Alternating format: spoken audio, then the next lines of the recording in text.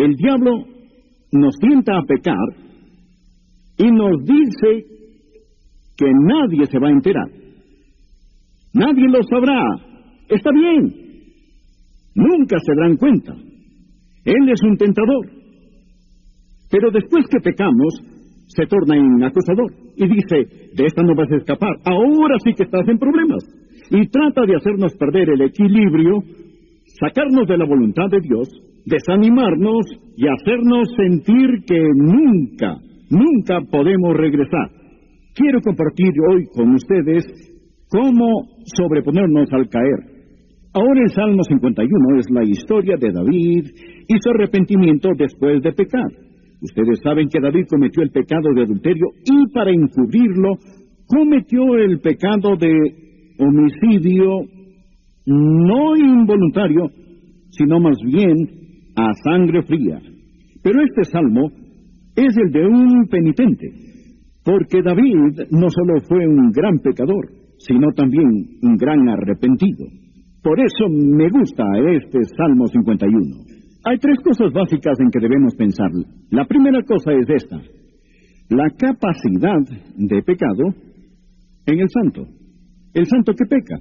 Déjeme decirlo otra vez: la capacidad de pecado en el santo. Lo que quiero decir es que todos tenemos la capacidad de pecar. Cuando fuimos salvados, eso no significó perder la capacidad de pecar. A menudo, el pecado en el santo es una oportunidad inesperada y una debilidad imperceptible. Y al combinar esas dos cosas, caemos en pecado. Y la Biblia dice, si decimos no tener pecado, nos engañamos a nosotros mismos, y la verdad no está en nosotros. Ahora, ya les he dicho que cuando un hijo de Dios peca, si en verdad es hijo de Dios, no por eso perderá su salvación. Pero eso no significa que puede pecar con impunidad. Tan cierto como que al meter la mano en el fuego se van a quemar, si van a pecar, van a sufrir. Años atrás leí sobre un exboxeador que fue salvo y sentía que Dios le llamaba a predicar, pero en realidad nadie quería darle el púlpito, así que se puso un pequeño púlpito en la esquina de una calle en West Madison, en Chicago, y ahí predicaba. Y tenía su congregación que venía, pero también venían sus detractores. Y le tiraban huevos, y le tiraban vegetales podridos y frutas. Tenía una pequeña bandera nacional en este lado y la bandera cristiana al otro, y había un policía que vigilaba que la situación no terminara en una revuelta, porque este boxeador era salvo, pero no era todo un santo. En medio de toda esta situación había también un hombre, un pseudo intelectual y cínico, a quien le encantaba venir y molestar al ex boxeador y tratar de confundirlo. Y ellos tenían sus pequeñas discusiones que generaban mucho más calor que luz. Pero un día este ex boxeador, este ex pugilista estaba listo. Dijo, tú dices que la Biblia no es verdad. Y el otro dijo, así es pura mentira. Le dijo, bueno, si puedo probar que al menos un versículo en la Biblia es verdad, ¿pedirías perdón? El hombre dijo, sí. Dicho eso, el ex boxeador saca la mano y agarra la nariz de este hombre tan bruscamente que empieza a salir sangre de la nariz. Luego se enderezó, abrió su Biblia, Proverbios capítulo 30, versículo 33, y leyó, el que recio se suena las narices, sacará sangre. Y dijo, tienes que admitir que es verdad. Quiero que me pidas perdón. Y añadió, todo el versículo lee, el que bate la leche sacará mantequilla, y el que recio se suena las narices sacará sangre. Y hoy les quiero decir que tal como se saca mantequilla al batir la leche y sale sangre al maltratar la nariz, si van a pecar, van a sufrir. Que nadie piense que la seguridad eterna del creyente es una oportunidad para estar en pecado. No es así. Si van a pecar, van a sufrir, sea si son salvos o estén perdidos. Ahora, sigamos, no solo hay la capacidad de pecado, sino las consecuencias del pecado. ¿Qué pasa cuando un cristiano peca? Quiero mencionar varias cosas. Vean el Salmo 51. David dice, Ten piedad de mí, oh Dios, conforme a tu misericordia, conforme a la multitud de tus piedades, borra mis rebeliones. Lávame más y más de mi maldad y límpiame de mi pecado. La primera cosa que el pecado hace en la vida del cristiano, la primera consecuencia es que mancha el alma. Mancha el alma. David dice, lávame, límpiame. ¿Por qué pidió David eso? Se sentía sucio. No sucio físicamente. Era el rey. Se bañaba en su bañera de mármol. Dormía sobre sábanas de seda. Se vestía como un rey. Pero se sentía sucio, hecho un asco, mugriento. ¿Sabe que esa es una forma de saber si son salvos? No si pueden pecar o no, pero ¿su pecado le hace sentir sucio? Es que hay una diferencia entre un hijo de Dios y un hijo del diablo. El hijo del diablo peca y no le molesta. Puede usar el nombre de Dios en vano y al reprenderlo dirá, ¿qué dije? ¿O qué hay de malo en eso? No le molesta el pecado. Hay una diferencia entre un hijo de Dios y un hijo de Satanás. Es como un cerdo en el lodo. Y ustedes saben que ningún cerdo se ha sentido sucio. Ningún cerdo ha dicho, ay de mí que estoy sucio. Una oveja que cae en el lodo quiere salir, pero el cerdo se queda ahí porque es su naturaleza. No se siente sucio. La diferencia entre un hijo de Dios y un hijo del diablo es esta. Cuando el hijo de Dios cae en pecado, lo detesta. El hijo del diablo corre al pecado y le encanta. David pecó, pero se sentía sucio, mugriento. Dijo, oh Dios, lávame, límpiame. Acérquense, les quiero decir algo. Si pueden pecar, y ese pecado no les moleste en nada, dudo que jamás han sido salvos. Dudo que tengan el Espíritu Santo viviendo en ustedes. Esa es la primera consecuencia. La segunda cosa que hace el pecado no solo mancha el alma, sino que satura la mente. Fíjense el versículo 3. Porque yo reconozco mis rebeliones, y mi pecado está siempre delante de mí. Siempre delante de mí. Noche y día, día y noche. Lo que David hizo resonaba en su alma y en toda su conciencia. No podía olvidarlo. Estaba ahí. Es una marca indeleble. Es una herida en su alma. Satura su mente. Y si pueden pecar y olvidar ese pecado, dudo que jamás han sido salvos. Porque el Espíritu Santo les va a recordar de ese pecado. David dice, mi pecado está siempre delante de mí. ¿Significa, Pastor Rogers, que si peco las 24 horas estaré pensando en eso? Quizá no conscientemente, pero sí subconscientemente. Si no lo deja entrar por la puerta, dará vuelta a la casa y entrará por la ventana. Y lo verá como una jaqueca. Lo verá al no poder concentrarse. Lo verá como un humor insoportable. Lo verá al no poder orar. Lo va a ver en otras formas. No digo que si tienen jaqueca es porque han pecado, pero hay gente que la tiene porque sí han pecado. Su pecado está delante de ellos. Está ahí. Satura la mente. Hay dos tipos de heridas que puede sufrir el alma humana. Una es culpa y la otra es dolor. Esta semana pasada he tratado con gente que está en dolor. Anoche estuve hablando con una amada hermana de nuestra iglesia cuyo esposo murió y fue al cielo. Su corazón está herido por el dolor, pero no por la culpa. El dolor es una herida limpia, y como es una herida limpia, sanará. Es una herida abierta, profunda, duele, pero sanará, porque es una herida limpia. La culpa es una herida sucia, está infectada, inflamada y contaminada y nunca sanará hasta ser limpiada. ¿Qué hace el pecado?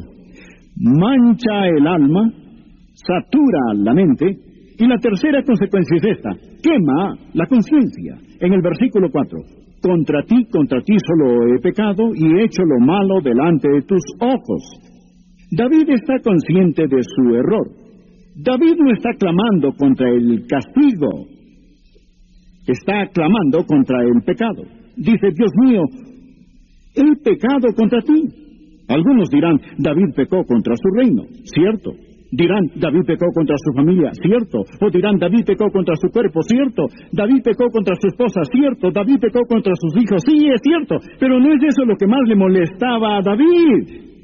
David era un hijo de Dios y dijo, Dios, contra ti solo he pecado.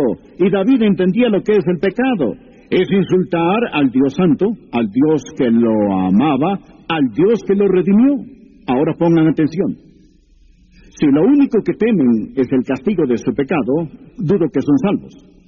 Si son hijos de Dios, al pecar, no pecan, no lloran porque van a ser castigados, lloran porque han deshonrado a su Dios. Contra ti solo he pecado y he hecho lo malo delante de tus ojos. Oh Dios, estoy avergonzado, he pecado contra ti. No solo Dios, rompí tu ley, rompí tu corazón. Y esa es la diferencia entre un esclavo y un hijo. Un esclavo, al desobedecer, teme el látigo de su dueño. Pero un hijo, al desobedecer, si ama a su padre, teme desagradar a su padre y le duele ver que ha roto el corazón de Dios. ¿Su pecado les molesta así? Cuando pecan dicen, Dios mío, he pecado contra ti y mi conciencia me arde. Créanme, ningún torturador, el poema lo dice, iguala el miedo de dolor inexpresable como el dolor de quien día y noche sin descansar lleva a su propio acusador en el alma. Y no podrán tener el gozo del Señor si al caer escogen alejarse de Dios. Miren a David, un hijo de Dios, y se siente miserable. Les diré otra consecuencia. Amarga el espíritu. Versículo 10. Crea en mí, oh Dios, un corazón limpio y renueva un espíritu recto. Su espíritu estaba mal. ¿Han visto a una persona caída con un espíritu amargo? ¿Saben que prefiero estar con un típico pagano no creyente que estar con un cristiano caído? Personas caídas son las personas más odiosas, malhumoradas y vituperantes que jamás he conocido, porque por adentro están miserables y condenados quieren compartir su miseria con todos los demás. Observen la persona de espíritu amargo, de un espíritu que está mal. Son los que más que critican en la iglesia. ¿Saben que piensan que Dios les dio el don de criticar? ¿Saben cuál es su problema? Han caído. Si alguien tiene un estómago amargo, no hay plato que le apetezca. Y ellos ven algo mal en todo y con todo. Miren el ejemplo. David cometió adulterio y tratando de encubrirlo, cometió el pecado de homicidio. El profeta Natán vino a hablar con él y no era para hablar sobre clima o política. Vino a hablar sobre el pecado de David y le contó la historia de un hombre que tenía una pequeña cordera que era como su propia hija. Comía con él, un hombre pobre, y vivía al lado de un hombre muy rico. Este hombre tenía miles de rebaños y manadas. Y un día el hombre rico tuvo visitas y se robó la corderita del hombre pobre, la mató, cocinó y la sirvió a sus visitas. Y dijo, David, tú eres el rey, ¿qué deberíamos hacer con el hombre que hizo esto? David estaba furioso, se paró de su trono, ya lo veo con su puño alzado, gritando en su enojo, el hombre que ha hecho eso pagará 4 veces más. Y el profeta Natán dice, pero tú eres el hombre, fuiste tú, David, te has sentenciado en tu propia corte. Era una analogía. La corderita era Betsabé, la que David robó, y lo que sucedió fue esto. David fue rápido a juzgar al hombre que había robado la oveja. Él robó la vida de un hombre. David juzgó al hombre que mató a un animal, pero él mató a un ser humano. Y aún así, que pronto fue para juzgar a otro. encontrarán que personas caídas son expertas en juzgar a otros por pecados menores a los que hay en sus propias vidas. Son quienes tratan de sacar la suciedad de los ojos de otros cuando hay vigas en los suyos. Ellos tienen un espíritu amargo. ¿Acaso hay alguien aquí de espíritu amargo? Se sentirán mucho mejor si hacen las paces con Dios. Y la última consecuencia del pecado en la vida de un hijo de Dios no solo amarga el espíritu, pero sella los labios. Miren, por favor, aquí los versículos 14 y 15 dicen: líbrame a... Empecemos en el verso 12. Vuélveme el gozo de tu salvación y espíritu noble me sustente. Entonces enseñaré a los transgresores tus caminos y los pecadores se convertirán a ti. Líbrame de homicidios, oh Dios, Dios de mi salvación, y mi lengua cantará alto tu justicia.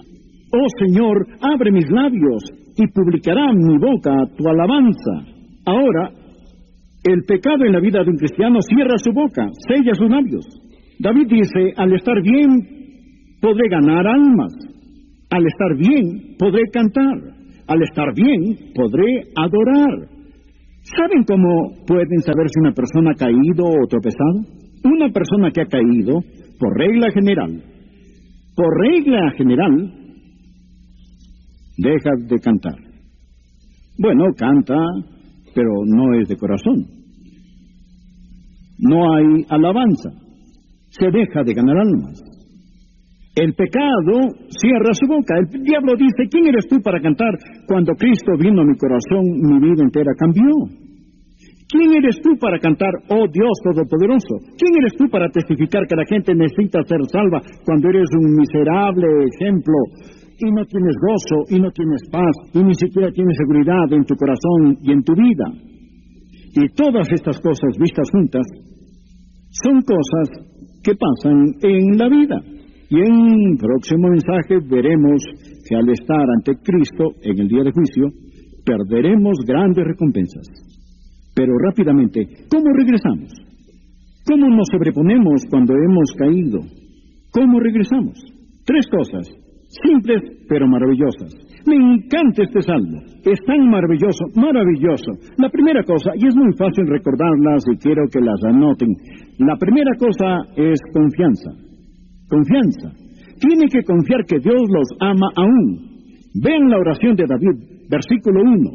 Ten piedad en mí, oh Dios, conforme a tu misericordia. Conforme a la multitud de tus piedades, borra mis rebeliones. David confiaba en su Dios. David sabía, escuchen esto, David sabía que para la multitud de pecados había una multitud de piedades. ¿Lo ven? Conforme a la multitud de tus piedades. David sabía que era pecador, pero también sabía que Dios es misericordioso. El diablo les dirá, si han pecado gravemente, el diablo les dirá que ya no le importan a Dios. El diablo les dirá que no tienen esperanza. El diablo les dirá que Dios los ha abandonado. Pero eso es mentira. No importa lo que hagan, Dios nunca dejará de amarles. Amigos, recuérdenlo. No le hagan caso al diablo. David confiaba en Dios y Dios les ama a ustedes hoy. No importa lo que han hecho, cuántas veces han caído, no creo que nadie aquí ha pecado como lo hizo David. Pero David dijo: oh Dios, conforme a la multitud de tus piedades, su gracia basta para el pecado. Amén. Su gracia basta para el pecado. Su gracia basta para el pecado. Eso es confianza. Segundo, la confesión. Miren lo que dice en el versículo 3. Porque yo reconozco mis rebeliones, y mi pecado está siempre delante de mí. Contra ti solo he pecado, y he hecho lo malo delante de tus ojos, para que seas reconocido justo en tu palabra, y tenido por puro en tu juicio. Esto es confesión. La Biblia dice en 1 de Juan 1:9, si confesamos nuestros pecados, Él es fiel y justo para perdonar nuestros pecados y limpiarnos, aleluya, de toda maldad. No es tan solo admitir el pecado, es confesarlo. Él dice: he pecado contra ti. Hay una cosa que Dios no acepta para el pecado, amigos, y eso es una excusa o coartada. David pudo haber dicho: no fue mi culpa, mi esposa no me ama como lo merezco. O dicho: no fue mi culpa, ¿Quién manda a Betsabé a bañarse donde todos puedan ver? Oh, pero esa es mi debilidad. Dios, tan solo somos humanos. Tengo un desorden glandular. Y con esto, pudo haber dado 1001 excusas. Una cosa que Dios no acepta para el pecado es una excusa. Pero confesión es estar de acuerdo con Dios. Hay que decir, yo soy culpable. No mi hermano ni mi hermana, pero yo, Dios, necesito intercesión. Esa es una confesión franca. Es la confesión que Dios quiere. Si tratamos de esconderlo, Dios lo descubre. Pero si lo mostramos, Dios lo esconde. Y luego nos limpia y perdona. Y ahora la tercera. Miren esto. Primero, confianza. Segundo, confesión. Tercero, limpieza. Dice en el versículo 2, lávame más y más. Y en el versículo 7 dice, purifícame con hisopo y seré limpio. Lávame y seré más blanco que la nieve. Lávame, límpiame. Borra mis rebeliones, dice. Cuando las borra para siempre. Ya no hay nada, queda borrado, ya no está ahí. Simplemente las borra para siempre, enterradas en el olvido de Dios, para nunca ser mencionadas. Si alguien las menciona, es el diablo que las menciona o su conciencia que las menciona. Pero de seguro no es Dios. Él las borra. Por eso dice, lávame de la contaminación del pecado. Y luego dice, purifícame. Y eso es del poder del pecado. No solo quita el castigo, no solo quita la contaminación, pero literalmente nos purifica por dentro. ¡Aleluya! ¡Aleluya! Detergente de triple acción. Y ya no tienen que andar con su carga de culpa. No tienen que cargar esa condenación que Satanás ha puesto sobre ustedes. Pueden estar limpios. Lávame y seré más que blanco que la nieve. ¿No es maravilloso? ¿No es glorioso?